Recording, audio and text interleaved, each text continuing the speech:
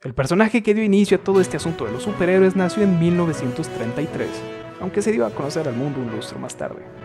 Después de él, llegó una oleada de personajes que, si bien en cuanto a habilidades no son muy parecidos, podríamos decir que le debemos esto de los sujetos en atuendos estrafalarios que combaten el crimen.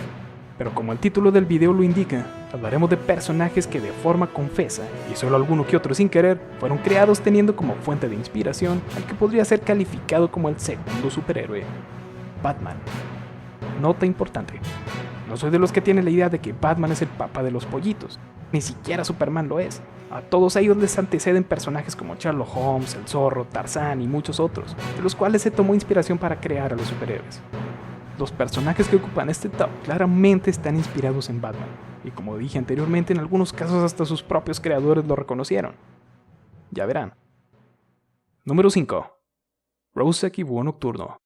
Si has visto la película The Watchmen de Zack Snyder, o la gloriosa obra original de Alan Moore, sabes de quiénes hablo. Estos personajes fueron creados por el maestro Moore y Dave Gibbons en 1986. No son inspiraciones directas del Caballero Oscuro. De hecho, la historia que serviría de arranque a Watchmen se iba a llamar Who Killed the Peacemaker, o como buen hispanizador que quiere todo en español sería ¿Quién mató al pacificador? Y el escuadrón de superhéroes investigando el asesinato de Peacemaker, o sea, los Watchmen, iba a estar compuesto por personajes pertenecientes a Charlton Comics, como Blue Beetle, The Question, entre otros. Pero como la historia era muy sombría y bastante violenta, DC no quería que alguno de sus personajes, pues, terminara mal, ya saben, asesinado, desintegrado, incluso algo peor. A DC no le gusta que sus personajes mueran de formas muy feas. Para muestra falta un botón. Mortal Kombat nos tiene acostumbrados a una brutalidad excesiva en sus fatalities.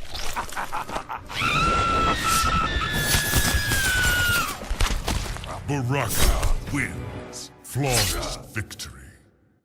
Fatality. Pero cuando llegó DC contra Mortal Kombat las cosas cambiaron bastante. Solo vean.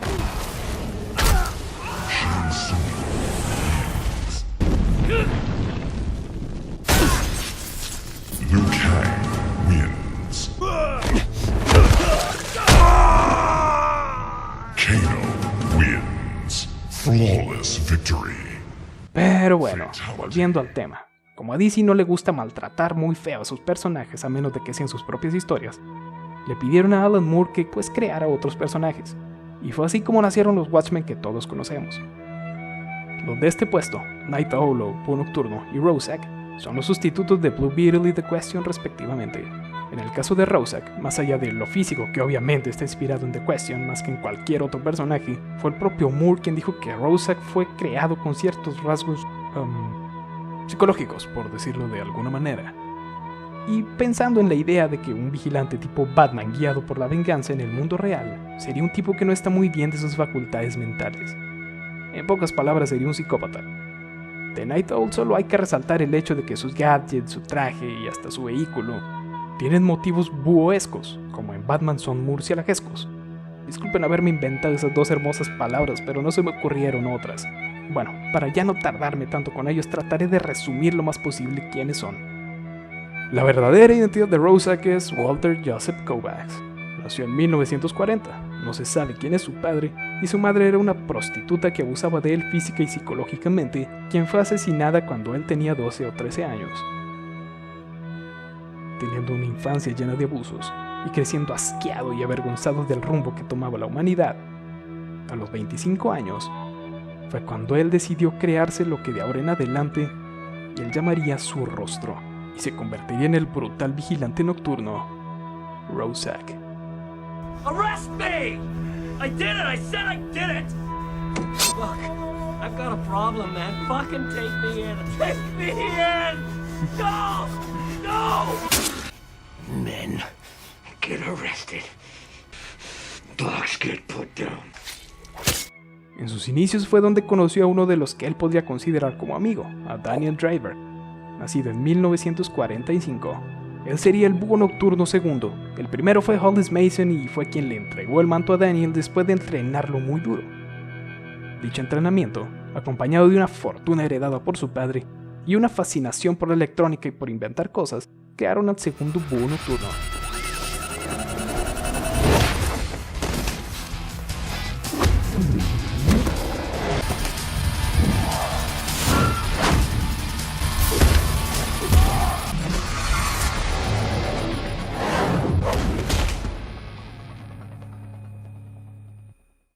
Número 4.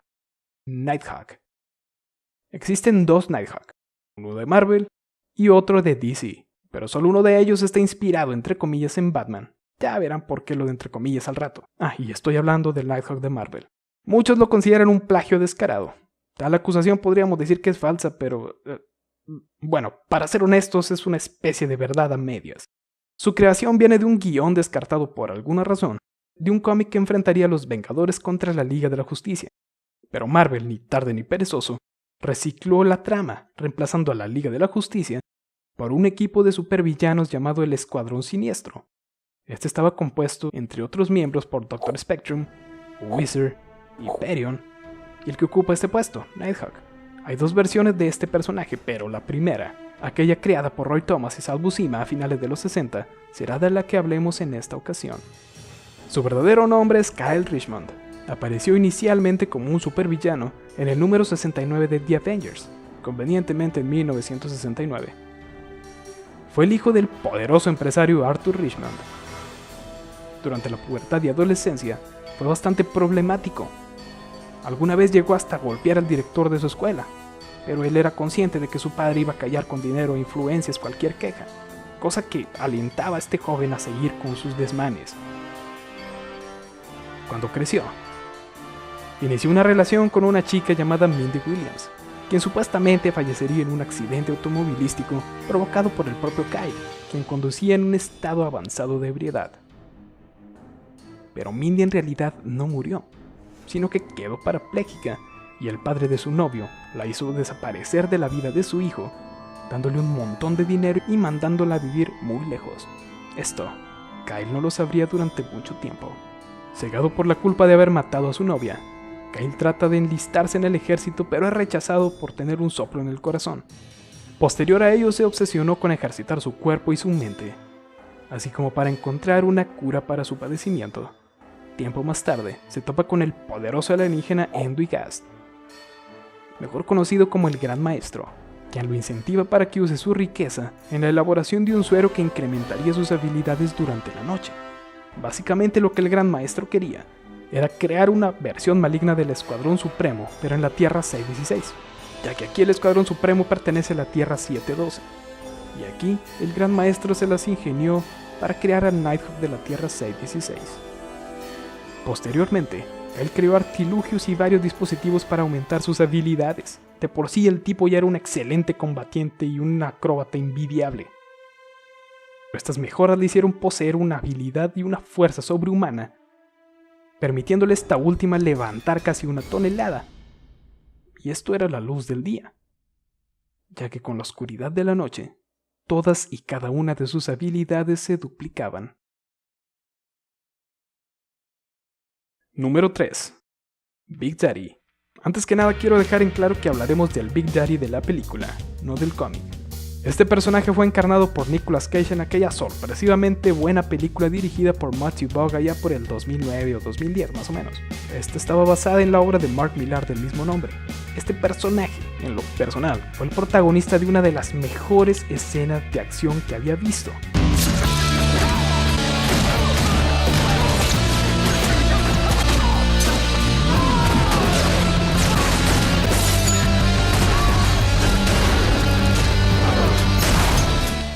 Eso hasta que el propio Matthew Vaughn se superó a sí mismo con esa frenética y violenta escena de combate en la igual de sorpresivamente buena Kingsman: The Secret Service, basada muy levemente en otro trabajo de Millar.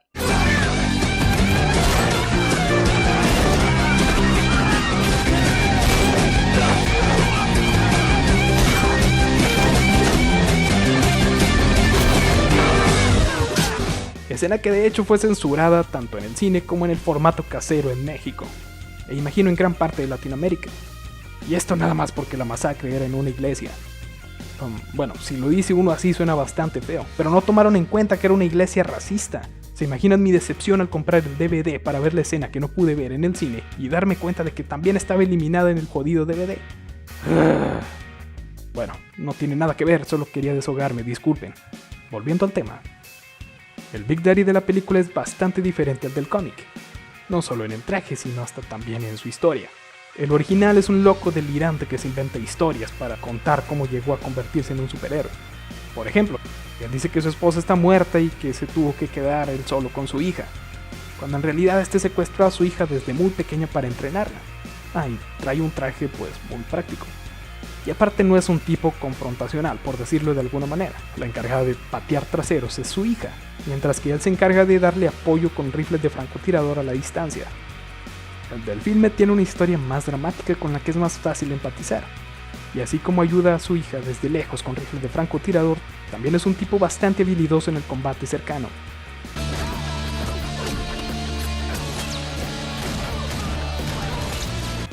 Y viste un traje antimotines modificado para lucir como Batman. Esto no fue algo que sucedió sin querer. En esos años aún estaba muy latente el furor por la segunda película de Batman, por lo que a manera de homenaje o parodia, los productores decidieron hacer muy parecido el traje de Big Daddy al del Caballero Oscuro de aquella mítica trilogía. El nombre de Big Daddy es Damon McCready, y fue un famoso policía en el departamento de policía de Nueva York. Pero el jefe mafioso, Frank D'Amico, le tendió una trampa y fue apresado. Todo esto por haberse rehusado a trabajar para él. Por si esto fuera poco, el pobre Damon tenía mucho más que perder que su trabajo y su reputación. Su esposa estaba embarazada. Ella no pudo soportar el hecho de que su esposo hubiera sido encarcelado injustamente y cayó en una depresión que la llevó a quitarse la vida. Afortunadamente, no se llevó con ella la vida de su hija, quien nació sin problemas. Todo esto fue bastante doloroso y chocante para Damon. Podríamos decir que incluso al pobre se le botaron un par de tornillos. Su sentencia fue de 5 años. Y durante todo ese tiempo, preparó un plan para vengarse de D'Amico y toda su organización. Cuando salió de la cárcel y puso su plan en marcha, tomó la custodia de su hija y la entrenó, convirtiéndola en su compañera en una brutal cruzada contra el crimen. Número 2. Arrow. En sus inicios, en los cómics, se tenía la sensación de que Green Arrow era un Batman verde arquero, no solo por sus trasfondos, sino también por varios personajes pertenecientes a sus historias que tenían muchas similitudes con Batman. Pero ya después todo esto fue quedando atrás, cuando el arquero Esmeralda fue adquiriendo mejores historias y fue desarrollando una personalidad muy diferente. Pero hoy casi podríamos decir que esto está sucediendo a la inversa, más adelante ya van a ver por qué. Podrán decirse muchas cosas malas del universo cinematográfico de DC. Podrían ser ciertas o no. Pero en comparación con ello, es muy poco lo que se puede decir del universo televisivo, específicamente de sus pilares, Arrow y The Flash. Independientemente de la calidad de algunos actores, de los molestos y constantes discursos motivacionales, el constante aterrizaje en sitios comunes, personajes involuntariamente antipáticos, romances innecesarios y otras cosas, los aciertos de sus historias han sabido mantener atentos a los espectadores, un servidor incluido. Your incompetence has now cost 4 lives, Alderman. Fail me again, and yours will be the 5th. Pero a pesar de que ya dije independientemente de ciertas cosas, hay unas por las que muchos se bajaron del tren. Es la forma en la que se adaptó al personaje interpretado por Stephen Amell. Dije Stephen con P, no con V. Esto ha sido objeto de debate durante un buen tiempo. La justificación o excusa utilizada por muchos para defender el cómo se abordó a Green Arrow es que estamos hablando de un universo muy diferente al de los cómics, lo cual es válido, porque las diferencias son bastante marcadas. El personaje original pues es un tipo bastante carismático y en ocasiones hasta bromista y sarcástico. Y pues en la serie, era un intento por hacerlo más aterrizado. Los productores, confesamente inspirados en lo hecho por Nolan en su trilogía, lo volvieron alguien pues muy desconfiado, un tipo serio que rara vez sonríe y hasta podría decirse que está un poco amargado. Y eso sin contar la utilización de similitudes poco disimuladas y de alguno que otro personaje, que si bien actualmente comparten un grado de propiedad con Green Arrow en los cómics, inicialmente fueron conocidos como propios de Batman. También hay elementos de sus historias que fueron usados en la serie. Pero bueno, ya explicamos por qué está en este conteo, ahora les contaré un poquito sobre él, aunque en verdad un resumen de sus orígenes lo cuenta él mismo en el intro de la serie. Oliver Queen era un playboy inmaduro, alcohólico e irresponsable, hijo de los acaudalados empresarios Robert y Moira Queen. Parte de esa irresponsabilidad lo llevó a quedar varado en una isla en medio del océano durante 5 largos años. Survive. Donde independientemente de lo que uno pudiera pensar, él jamás estuvo solo. Cuando es rescatado, regresa a casa con una actitud más madura y con un arsenal de habilidades fuera de serie. Más ágil, más fuerte,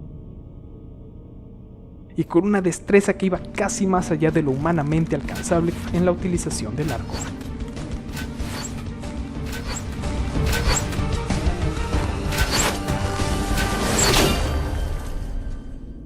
De ese infierno, no solo regresó una versión mejorada de él mismo, sino que también volvió hambriento de justicia. Y se rehusaba a creer que aquella ciudad que lo vio nacer estaba sumida en la corrupción y el crimen. Pero sabía que como Oliver Queen no podía hacer gran cosa. Para lograr la diferencia, tendría que convertirse en alguien más. En algo más.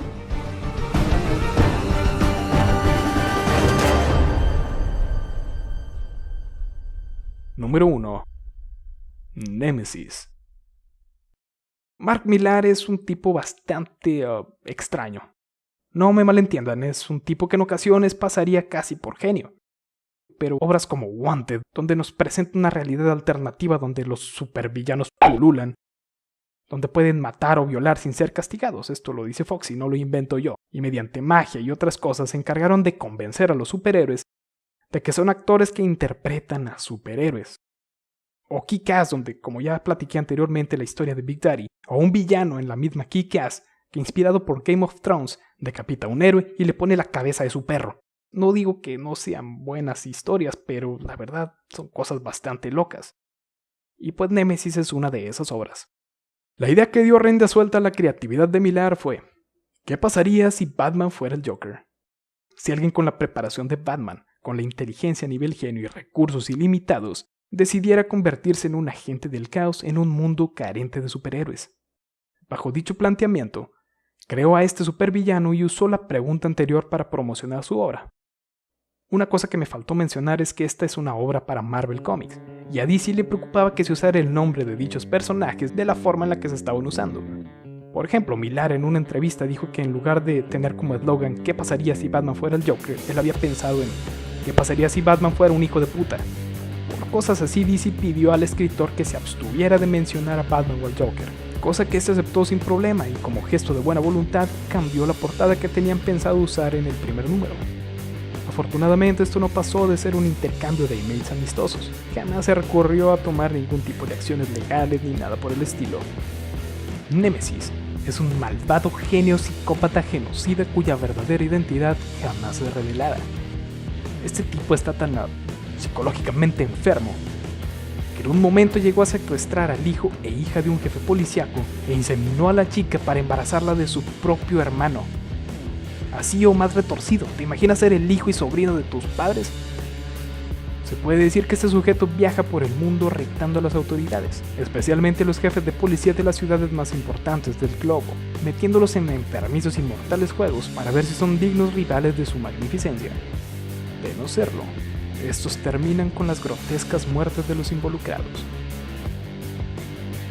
Después de eliminar al jefe de policía de Tokio, como toda buena historia donde todos son incompetentes menos los gringos, advierte que su siguiente objetivo es Blake Morrow, el veterano jefe de policía de Washington DC. Lo que el superasesino no sabía es que con Morrow se estaba topando con la horma de su zapato. Ya ven, como toda buena historia gringa. A pesar de que es un villano conocido en todo el mundo, este quiere dejar bastante en claro que no está jugando. Así que secuestra el avión presidencial en pleno vuelo, rapta al presidente y estrella el avión en plena ciudad matando a miles. Después hace una transmisión internacional para revelar que tiene como rehén al presidente, revela su verdadero nombre y dice que su conflicto con Morrow va más allá de comprobar si puede detenerlo. Esto es algo personal. Algo que de pequeño lo alentó a él a viajar por el mundo para prepararse y tomar una especie de venganza por una niñez robada. Lo que Blake y nosotros como lectores al principio no tenemos en cuenta es que con un tipo como Némesis nada, pero absolutamente nada es lo que parece.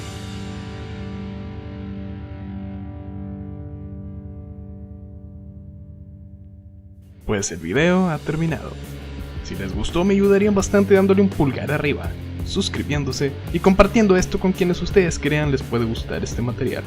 Me retiro, no sin antes desearles que independientemente de que ahora estén viendo este video, que tengan unos muy buenos días, muy buenas tardes o muy buenas noches. Hasta pronto.